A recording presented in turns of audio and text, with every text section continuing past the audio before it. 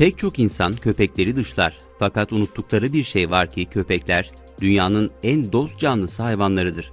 Allah insanoğlunun hizmetinde çalıştırdığı hayvanların rızıklarını da verir. Ama çok iyi bilir ki verdiği o rızkı yaratan Allah'tır. Toprağı ve suyu rızık haline o getirmiş değildir. Bu hayvanlardan ne inekler, ne tavuklar, ne de kediler insana karşı bir minnet hissi beslemezken, köpekler de insana karşı aşırı bir minnet hissinin bulunduğu görülür. Öyle ki sahibinin ayaklarına sürtünür, etrafında dolaşır. Kendi istidadının el verdiği ölçüde minnet borcunu sahibine hissettirmek ister. Yakın bir dostunuzdan zarar gelip gelmeyeceğini bilemezsiniz.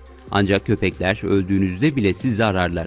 İnsanlar ve köpeklerin dostluğu yaklaşık 30 bin yıl öncesine dayanıyor. Bu videodaki hikaye ise bunu kanıtlar nitelikte.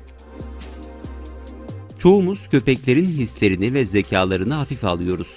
Onlarsa bizlere her defasında ne kadar yanıldığımızı kanıtlıyorlar.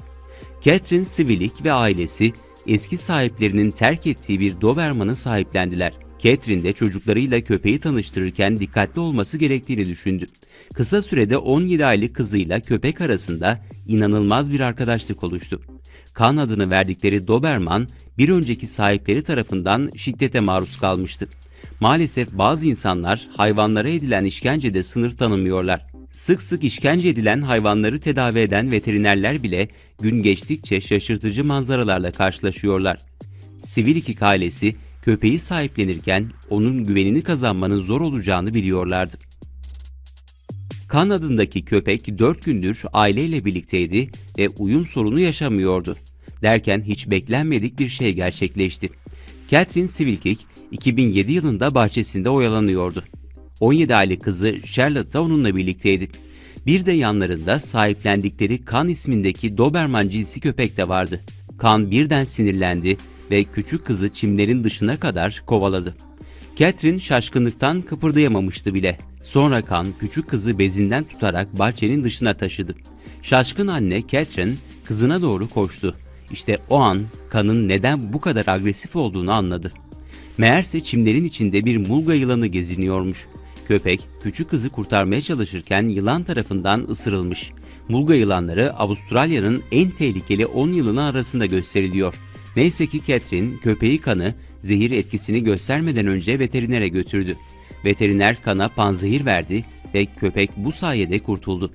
Kan hızlıca hareket edip kızı kurtarmasaydı yılan Charlotte'ı ısırıp öldürmüş olabilirdi. Kan yeni ailesiyle 4 gündür birlikte olmasına rağmen Charlotte'ın hayatını kurtarmayı başardı. Catherine ve ailesi köpeğe artık gözleri gibi bakıyor ve her istediğini yapıyorlar. Köpeklerin ne kadar sadık olduklarını ve gerekirse hayat kurtardıklarını bir kez daha görmüş olduk. Köpekler şüphesiz insanın en yakın dostu. Her ne olursa olsun yanında olan, her türlü maceraya mutlu kuyruklarını sallayarak katılan, neşesi ve enerjisiyle, insana hayat veren sadakatiyle, varlığıyla güvende hissettiren köpeklerimiz. Ne kadar şanslıyız ki onların sevgisini yaşayabiliyoruz. Her hayvan insan canlısı olmasa da insanlarla sevgi dolu bir iletişim kurabilen hayvanların başında elbette köpekler geliyor. Sevgi dolu halleriyle sahiplerini sarıp sarmalayıp adeta kendilerini onlara adıyorlar. Elbette onların tehlike altında olduklarını da hissedebiliyor ve koruma içgüdüleriyle ellerinden geleni yapıyorlar. Köpeklere boşuna insanın en sadık dostu demiyorlar. Ne olursa olsun yanımızdalar.